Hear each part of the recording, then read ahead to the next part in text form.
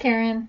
I thought today we could do a very short tutorial on making another inspiration card, this time a moon and stars.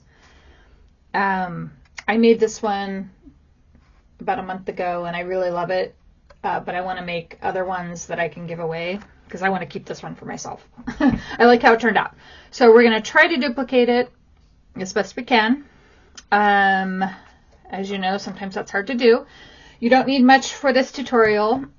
Cut yourself down a piece of cold pressed paper. Mine is 3.5 by 3 by 4.5 inches. Some sort of circle stencil, or just something round that you can trace a circle. I got this at Michael's in their drawing section, and they had all kinds of templates, which I keep meaning to go back there and see what else they have. But this has been very useful. You'll need a pencil, a black pen if you want to add some writing to it. Any kind of round brush will work. Any blue paint that you want to use. You notice on this one, I kept the darker towards the top so that the stars would contrast, but I kept it lighter at the bottom so I could make the text stand out. So we're going to try to do that. I'm going to use, I don't actually remember what color this was, so I'm going to see, in this video, I'm going to do the Anthraquinone Blue by M. Graham and Company. It's a really lovely blue. So we'll see. And then you'll need something in white. So like I mentioned in other videos, this is what my preferred white. This is Dr. P.H. Martin's bleed-proof white, which acts just like watercolor. And that's for splattering. But you could also use a pen, and you could spatter it like we talked about, and we could talk about again. Or you could use white gouache or watered down white acrylic. So don't worry about it if you don't have that. So gather up all your stuff and let's get going. Okay, so we're not going to aim for a perfect circle. If you notice in this one, it's a little wonky, but I'm sure that I at least did a outline just so I could have it somewhat round. So I'm going to go with this size right here, and I'm not going to center it directly in the middle. I'm going to just move it over to the left a little bit, so it's just not quite in the center. And so go ahead and get that. So you notice I didn't do the whole thing because I'm actually not going to do a full moon. This one was a not quite full moon, and I liked how that looked. So, so you don't have to complete the circle. So with watercolor, you do want to erase some of your pencil so it's not so dark, because once you put the paint down, you won't be able to erase it at all, and it might show through, which isn't really a big deal. But it's always, I think, a good practice to just kind of erase some of that.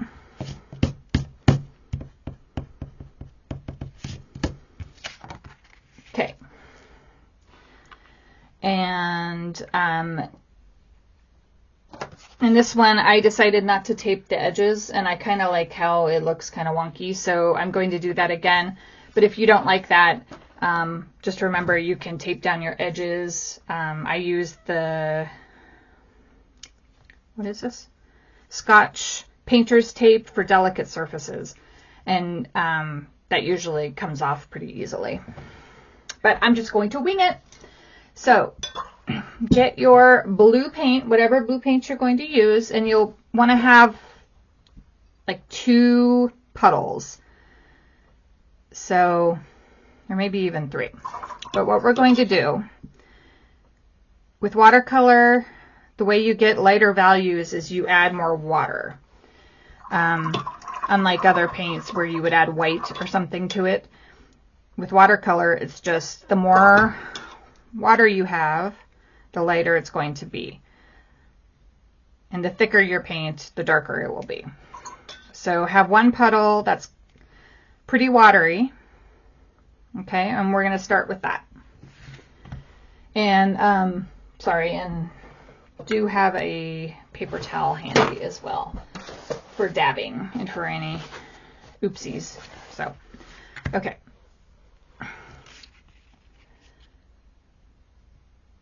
And what we'll want to do is work somewhat fast on this first one, just so we don't really have lines.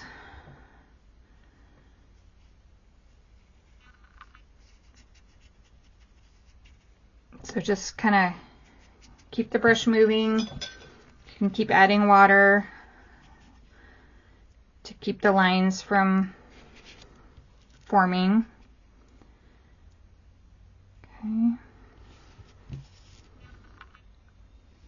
just doing a border. And so when we get over here, we're going to kind of make a shape like that. So that's going to be my moon shape.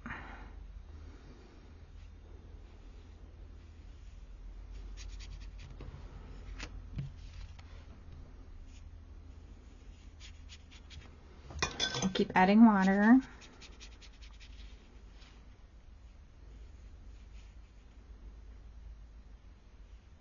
Okay. There's layer number 1. I will dry that and be right back. Okay, and we're back for our next layer.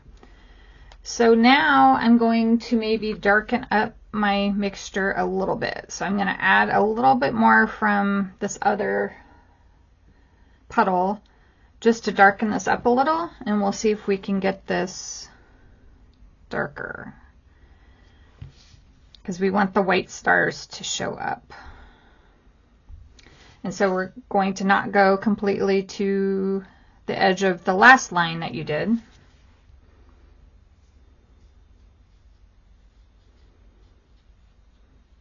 Don't go all the way down.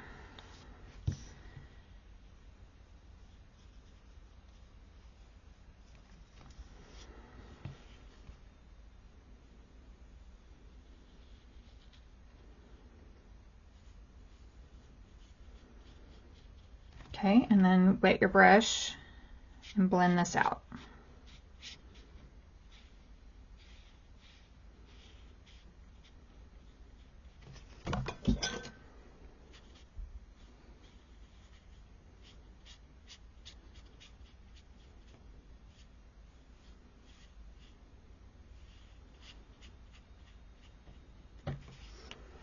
Okay, and I am going to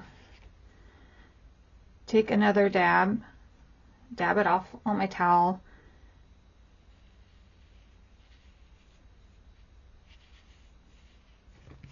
And do that. Just because I like the way it looks. Okay, and obviously if you were doing a full moon, you would just be doing this all the way around. Okay, so I will dry that and we'll come back with one more. And I actually think I'm going to go ahead and use my paper towel and dab some of that off while it's still wet, just to lighten that up a little bit. Okay, I'll be right back. Okay, and we will add, I lost my brush, oh there it is. Okay, we will add one more coat, and so we're just going to add a little bit more paint to our puddle and do one more time.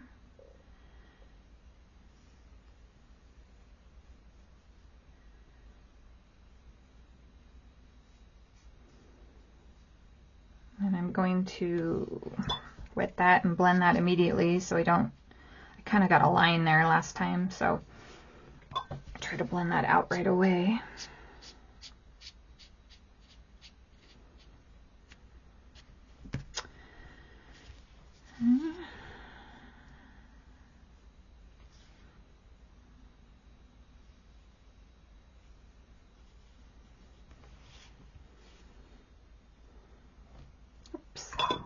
that was the wrong puddle. Okay.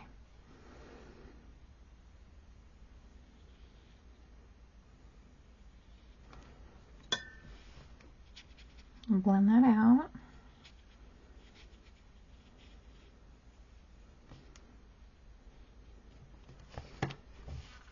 Okay. Oh, that looks pretty. Okay, I forgot to mention you will need a shade to do very subtle craters on the moon. So you could mix up a gray, you could mix up a blue and a brown to make a nice gray. You could use a store-bought gray. You could use a very watered-down black. You could do lunar blue. You could do shadow violet. And I really don't remember what I use. Probably shadow violet, because that's what I use for most things. That's a really great shadow color from Daniel Smith. So I will probably use that. So come up with something that you want to use, and you can see it's very subtle, so it doesn't matter what color you go with. So gather that up and dry your piece, and we'll be right back. Okay.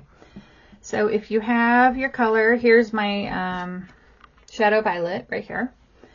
So we're just going to do this wet on wet. So we're just going to take a clean brush and clean water, and we're going to just very lightly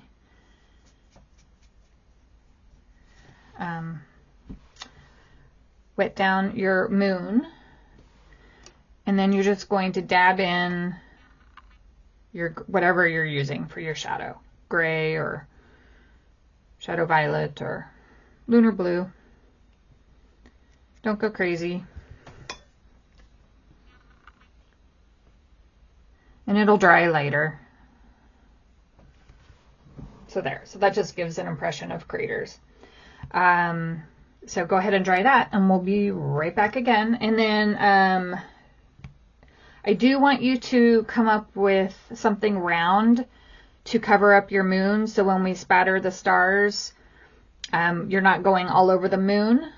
So what I usually do is just take a scratch piece of paper, and I have like a hole punch, or you could even just use whatever you use for your stencil, and just cut it out really quick. So I'll probably do that. I'll do that while that's drying. So be right back. Okay, it's all dry, and so you see the subtle shadows for the craters. And so I just want to cover this up, so I just cut out kind of a wonky circle out of some scratch paper, and we'll just cover that up and get whatever white you're using.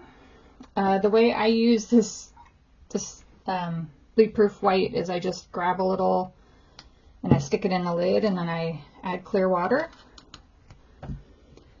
So the thing about spattering is the size of the brush matters. If I were to use this big brush to do the spatters, it would make big blobs. So I'm actually going to switch to a smaller round brush, get that wet, and I'm also going to grab a little piece of scratch paper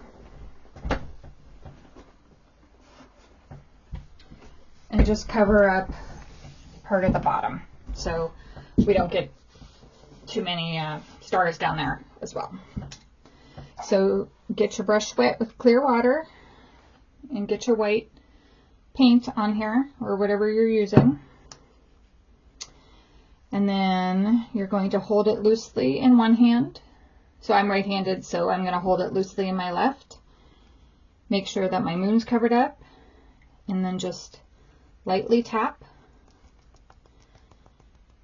until you get a good mix of stars. So I think that's good, and I'm going to pull this down a little and just do a few more little ones down here like that, so it's not such an obvious line, but there we go. Okay, looking good. So we'll dry that, and then the last thing that you will do is write something. So I think I'm just going to use the same quote that I had before. which is shoot for the moon. Even if you miss, you'll land among the stars. So why don't you go grab a quote, or you can use that one. Put your stuff away. And don't forget to put the lid back on your bleed-proof white if you're using it so it won't dry out. And let this dry, and then grab your black pen. I have been using this one lately. The Faber-Castell, Pit Artist pen, fine liner in 0.3. And this is waterproof black. So that's what I'm going to use, and I'll be right back. Okay, before we start adding our words to our card, I just want to talk for a second about your handwriting and hand lettering. You don't need to do anything special for your handwriting. So I took like classes, and I spent like 6 months like practicing my hand lettering and stuff, only to find out really all you need to do is neatly print however you print, and then thicken up like one of the stems, and just be consistent. So whichever stem you end up darkening, just do that for every single time you do that letter, and it'll totally look like, you know, a style, and it's really that simple. So and this even works for cursive if you wanted to do cursive. Well, that was probably a bad example, but you could kind of just, you know what I mean? Just, well, okay. Don't do cursive. Anyways, do printing, but that's really an easy way to do it. Okay. And if you're super paranoid about writing, you can write it out on another piece of paper and measure it and center it and all that stuff. But I just go for it.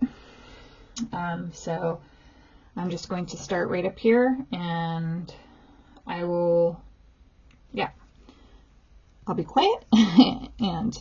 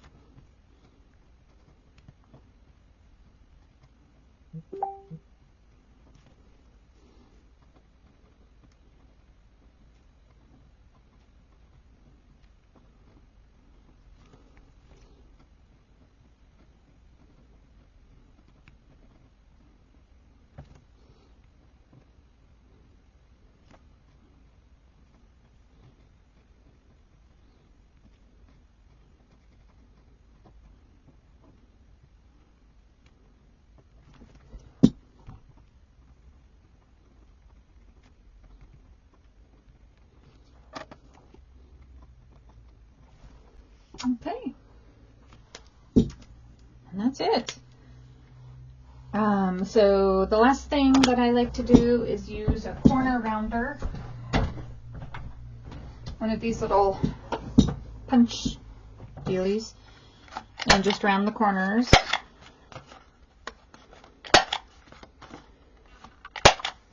Like that. And then it's a cute little touch to add maybe your artist information on the back with like, I use like a circle stamp, and I will go get that and just show you that really quick because I don't think I've shown you that before. And then you're done. Okay, so what I use for the back of my cards is this floral circle stamp. I think I just got this on Amazon. It's Printtoo, Printtoo. And for the ink, I use Ranger Archival ink, so it won't fade. And I like these pads because you can buy the refill bottles and just re-ink them, so you're not wasting stuff and throwing stuff away. And so for the back, I just write, you can write whatever you want. I do handmade with love, and just the name of my art brand.